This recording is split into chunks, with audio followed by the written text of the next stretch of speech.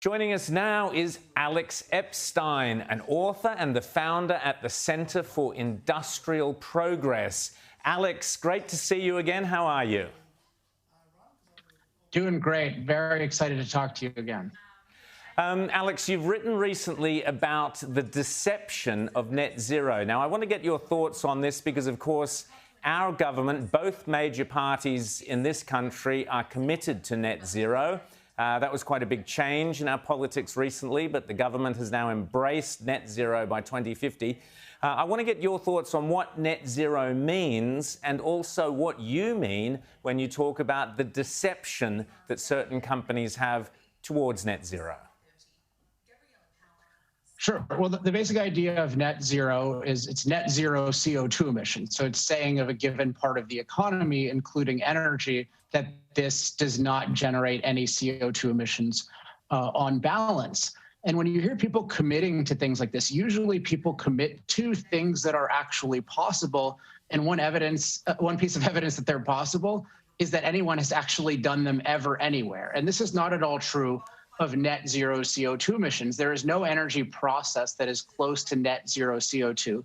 The closest you can do is generate a whole bunch of CO2 and then claim to offset it by planting a bunch of trees. And these are all sorts of schemes. But in any case, none of them scale globally. So there's literally no prosperous place or person in the world, let alone aspect of the economy, that is net zero. So there's a question of why do people think this is possible? And I know the origin of this. It's the modern anti-human environmental movement that says that we should eliminate all our impact on nature, specifically our impact on climate, at all costs. So net zero, even 10 years ago, was considered a total crackpot idea of people like Bill McKibben and Greenpeace and Sierra Club. And it's made its way into the mainstream. But the crucial thing is there's been no economic development that justifies this as even possible, let alone desirable. So it is impossible to achieve and absolutely suicidal to try. I agree with you there. And Alex, it's interesting. Our government here, supposedly conservative, the Liberal government here, toddled off to Glasgow and started banging on about committed to net zero by 2050. But wait for this, Alex. They based their maths on basically unproven technologies. They said, well, there are going to be all these new technologies that come along between now and 2050, and that'll take care of it. Amongst which, the one that they're promoting the most, and one of our major businessmen here in Australia is promoting, is this idea of green hydrogen. The idea that you build all these wind farms, all these solar panels, they then put in the electricity into the process that creates hydrogen. Hey, presto, we've got a magical new energy source without any emissions. How feasible is that?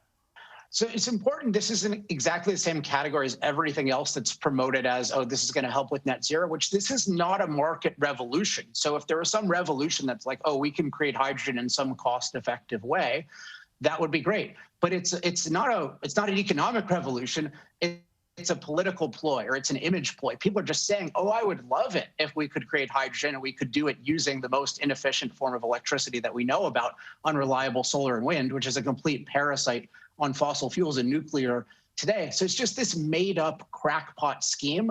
And we have this unfortunate thing where these crackpot schemes become mainstream because they satisfy the so-called ideals of the anti-human environmental movement to be net zero. Alex, I want to play this clip that you sent me, which is just hilarious. If it weren't so serious, it would be very funny. It's both. This is Vice President Kamala Harris talking about net zero in the military. I mean, the Chinese must be laughing, but have a look at this clip.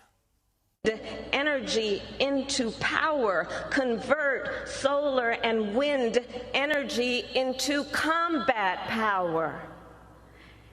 And just ask any Marine today, would she rather carry 20 pounds of batteries or a rolled up solar panel?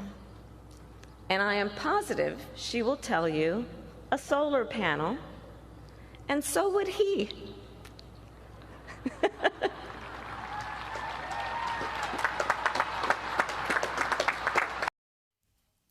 I am terrified. This woman could be the next president. Alex, what was that about? Yeah, I'm like laughing and tears at the same. Yeah. I mean, So the sun has two basic problems. One is it's intermittent, so it doesn't work most of the time. The other thing is it's very dilute. So like a solar panel on your back can capture very little energy. I don't even know what rolled up solar panel she's making up. So unless the Marine wants to die and for America to not be a free country and be conquered, the Marine will certainly want the most efficient technology. And the genesis of me sharing this, because this was her speech, I think, earlier this year, the genesis of sharing this was President Biden had an announcement that the whole government is going net zero by 2050, which I think is terrible for all the reasons I mentioned. But what scares me most is he's doing this with the military. And with the military, if we should have learned anything over the last 20 years, it's the military needs to be rigorously focused on the goal of protecting the lives and freedom of its citizens. It shouldn't go on crazy adventures and say, oh, our goal is to make Iraq a democracy, nor should it ignore threats. It needs to be rigorously focused on protecting our lives and freedom. And the idea that military technology, which is overwhelmingly requiring oil, that is what wins wars, that we're talking about, oh, let's get off oil for all these crackpot, unproven things, and that's going to be the focus. In a world where we have China testing hypersonic missiles, Russia rising, China seeking to be the world's superpower by 2049 and stealing all of our stuff, like that we're focused on net zero fantasies and guilt over CO2 is absolutely terrifying for the future of this country. So this is an existential threat. The globe getting 1 degree warmer or 2 degrees warmer is not an existential threat. The US military surrendering its superiority to the false god of net zero, that is an existential threat.